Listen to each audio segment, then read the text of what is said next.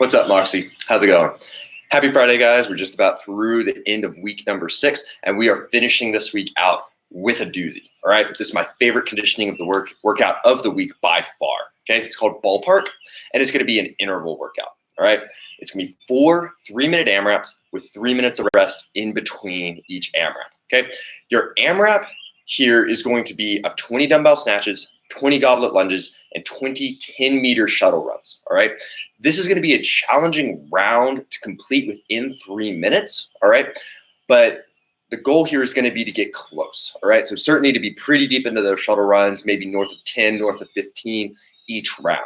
Okay, and the real challenge of this workout is being able to reach a really high intensity by the end of those 3 minutes, but then recover enough within the 3 minutes of rest to get back into it with that same intensity on our next interval. Okay, so again, 20 dumbbell snatches and 20 goblet lunges here. That should be, whatever weight we've got available, maybe a 50-pound for guys, something in that range, 35 pounds for women. And we should be able to go unbroken with whatever weight it is that we're using for those dumbbell snatches and the goblet lunges, right? So no breaks on the dumbbell snatches, and then we should be able to take it right into that goblet position for the lunges as well, all right? Now, the real beast of this is the 10-meter shuttle runs, okay? So just to kind of clarify maybe the standard on this, we're going to have 2 lines. They're going to be 10 meters apart, and we're going to counter rep each time that we get to the line, okay? So the way that's going to work, right, I'll start on one side, I'm going to run to the other side. You do have to make contact with one hand on the line each time. We're going to turn around, run back, hit that 20 times in total, so it's 200 total meters, okay?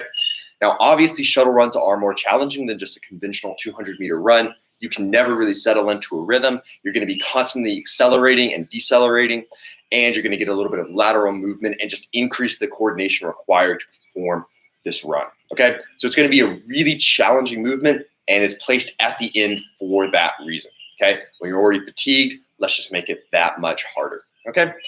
So get after that. See how it goes, guys. I'm really excited to see how this workout shakes out, right? And as one final note, try to keep all of your rounds within 5 reps of each other, okay? So from your fastest round to your slowest round, there should only be a difference of about 5 reps or 5 shuttle runs, okay? See how it goes. Now, the other piece that we have today is some gymnastics conditioning that's continuing our LSIT focus, okay? The LSIT focus that we've been doing, we started with kind of just a max test, and we've been doing some training with it ever since. Last week, we had 20 to 30-second holds, but you could break those up kind of as you needed to. This week, we have unbroken holds, all right? Specifically, as programmed, it's a 30-second unbroken LSIT for 3 total sets. Now, if that's a little bit challenging for you, where maybe you can only get 1 set unbroken and then the others are going to be a little bit shorter, that's fine, right? We just want to find a challenging number for us to hold on the LSIT, and then we're going to stick with that or as close to that as we can get for the remaining sets. But the work itself is as follows. We have 3 sets of a 30-second LSIT, a 30-second Superman hold, and 10 dumbbell strict press on each side, okay? We already talked about the LSIT. There's some ways to modify that on another YouTube video that we got up. But in addition to that, right, we have the Superman hold. And it's really easy to get a little bit lazy with this, to think that all we're doing is arching up. If I feel this in my back, then I'm doing everything I need. But if that's all we're thinking about, we're really missing out on some of the great adaptations we can get from this movement, okay? We've all seen it on a pull-up bar where somebody hops up to do a kipping pull-up or a toes to bar or something else, and their feet just flare apart whenever they're in that front swing, right? Feet go way out to the side and then up from there. And whenever that happens, we're just bleeding tension out of our system, all right? So what we want to practice today while we're doing the Superman is really pinching our feet together, right? Your heels should be touching through that whole movement. And not only that, but we want to try to have our legs straight as we're arching up, right? So heels together, we're going to try to squeeze our quads, straighten out our legs. And interestingly enough, what that's going to do is turn on our hamstrings and turn on our glutes a whole lot more. It might not feel like the easiest movement. It is certainly going to increase the difficulty of the Superman, but we're going to take a lot more out of this, all right?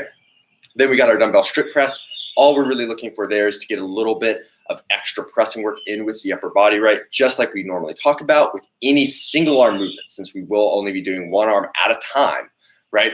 Is to make sure that as we press up, we don't want to lean to the side. We don't want to arch back right? Keeping that midline locked in throughout that entire range of motion of the press is going to be essential to get the maximum benefit from these dumbbell strict press, okay? So anyway, guys, hope you guys enjoy today's training. Get after it, log those results in SugarWOD, and have a great day.